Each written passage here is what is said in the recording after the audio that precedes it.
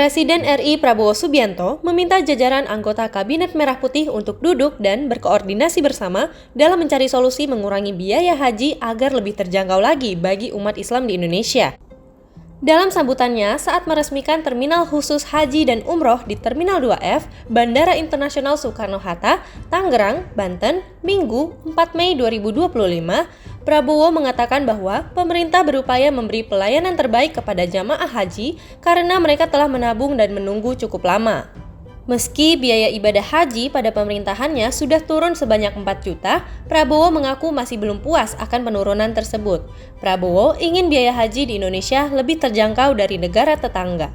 Presiden menyebutkan bahwa jamaah haji dan umroh dari Indonesia mencapai lebih dari 2 juta warga, bahkan mendekati 2,2 juta warga dalam 1 tahun. Pada musim puncaknya, jumlah warga yang pergi ke Tanah Suci bisa mencapai 12.000 orang per hari. Menurut Presiden, angka tersebut merupakan sesuatu yang sangat besar karena kemungkinan Indonesia merupakan negara dengan rombongan haji dan umroh terbesar di dunia. Oleh karena itu, Presiden juga akan mengupayakan penurunan biaya haji lewat jalur diplomasi dengan Kerajaan Arab Saudi. Prabowo juga meminta Garuda Indonesia yang selama ini menjadi maskapai resmi penerbangan haji jamaah Indonesia untuk melakukan efisiensi. Menurut Presiden, Garuda bisa menghilangkan aspek yang tidak diperlukan agar biaya haji bisa lebih ditekan lagi. Merespon perintah Presiden Prabowo agar biaya haji turun tahun depan, Wakil Kepala Badan Penyelenggara Haji, Dhanil Anzar Simanjuntak, mengakui upaya menurunkan biaya haji bukan tugas mudah. Karenanya, pemerintah akan menelusuri komponen-komponen haji yang bisa dilakukan efisiensi.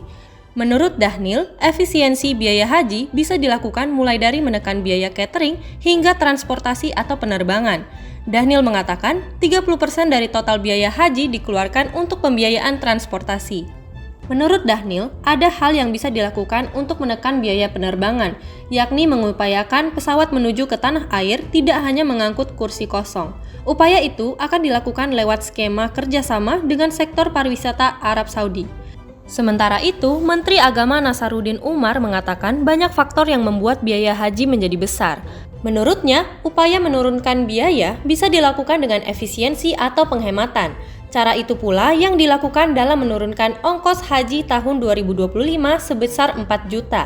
Nasaruddin berpandangan efisiensi bisa dilakukan terhadap sejumlah komponen pembiayaan haji, mulai dari negosiasi hotel, tawar-menawar pembiayaan bus sebagai sarana transportasi jemaah di Tanah Suci, hingga negosiasi biaya penerbangan.